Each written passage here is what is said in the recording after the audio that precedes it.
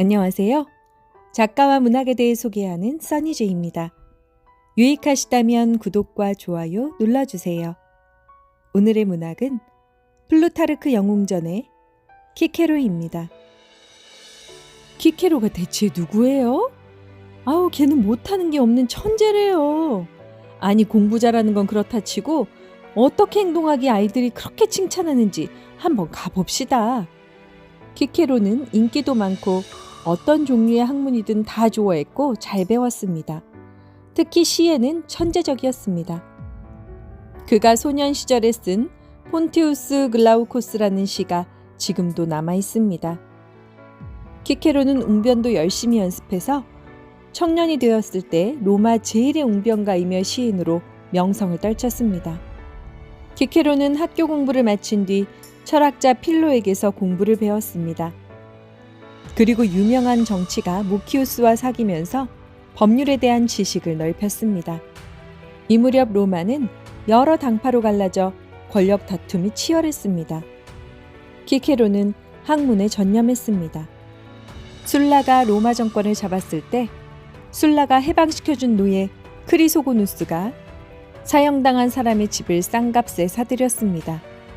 사형수의 아들은 억울하다며 부당함을 따졌습니다. 화가 난 술라는 그에게 아버지를 죽였다는 누명을 씌우고 재판을 받게 했습니다. 술라의 보복 때문에 어느 누구도 변호를 하려 하지 않았습니다. 그는 키케로에게 자신의 변호를 간절히 부탁했습니다. 키케로는 변호를 하고 크게 명성을 떨쳤습니다. 하지만 술라의 보복이 두려웠고 그리스로 떠났습니다. 아테네로 간 키케로는 철학자 안티오쿠스에게서 학문과 웅변수를 배웠습니다. 술라가 죽자 키케로는 로마로 돌아왔습니다. 철저하게 준비한 교묘한 풍자와 재치 있는 말솜씨, 번뜩이는 지혜와 학식으로 재판마다 이겼습니다. 키케로는 변호를 해주고도 보수나 선물을 받지 않았습니다. 그에 대한 칭송이 더욱 자자해졌습니다. 카틸리네는 반란을 성공시키려고 집정관에 출마했지만 키케로와 안토니우스가 집정관에 당선됐습니다. 호민관들이 시빈위원회를 만들고 그들에게는 무제한의 권력을 주자고 했습니다. 하지만 키케로는 시빈위원회를 만드는 것은 로마를 허물어버리겠다는 말과 똑같다고 했습니다. 키케로의 웅변은 무서운 힘을 발휘했고 카틸린의 일당을 제압했습니다. 집정관 선거에서 떨어지자 카틸린의 무리는 반란을 일으키려고 군대를 편성했습니다. 이 소식이 전해지자 원로원은 모두 권한을 두 집정관에게 맡기고 결의안을 통과시켰습니다. 카틸린에는 약 2천여 명의 무리를 모아 반란을 일으켰습니다. 키케로는 안토니우스를 보내 그들을 소탕하게 했습니다. 카틸린의 무리는 로마의 원로원들을 모두 죽이려 했고 키케로는 로마에 있는 렌툴루스와 음모자들을 모두 잡아서 극형에 처했습니다. 키케로가 로마를 구했다! 키케로 만세!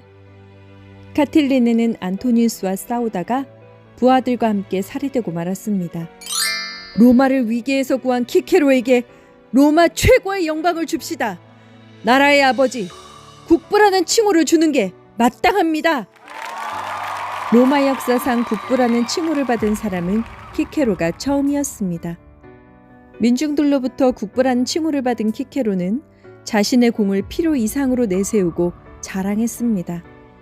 그러자 사람들이 차차 키케로를 싫어하기 시작했습니다. 그 후 로마는 크라수스, 폼페이우스, 카이사르 세 사람이 권력을 잡게 됐습니다.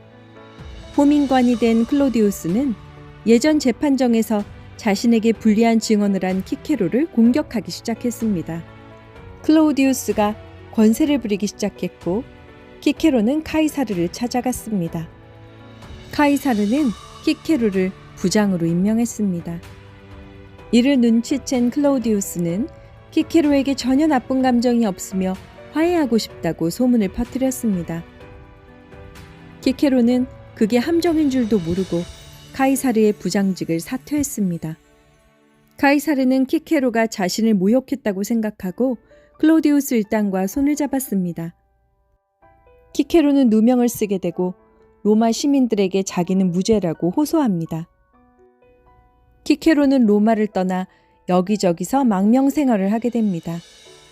아나무인이 된 클로디우스가 마음대로 권력을 휘두르자 로마 시민들은 그를 폭동죄로 재판을 받게 합니다.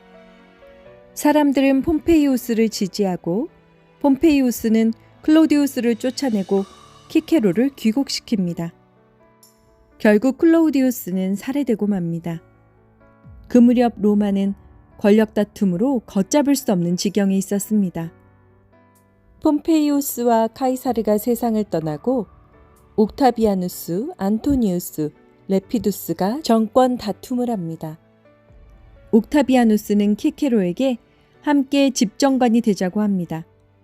키케로는 옥타비아누스를 위해 전력을 다합니다. 하지만 집정관이 된 옥타비아누스는 키케로를 내치고 안토니우스 레피두스와 손을 잡습니다. 그들은 살생부를 만들어 300명 넘게 죽이기로 결정했는데 그 속에 키케로의 이름도 있었습니다. 키케로는 동생 퀸투스와 망명길에 올랐지만 뒤쫓아온 암살자에게 살해되고 맙니다.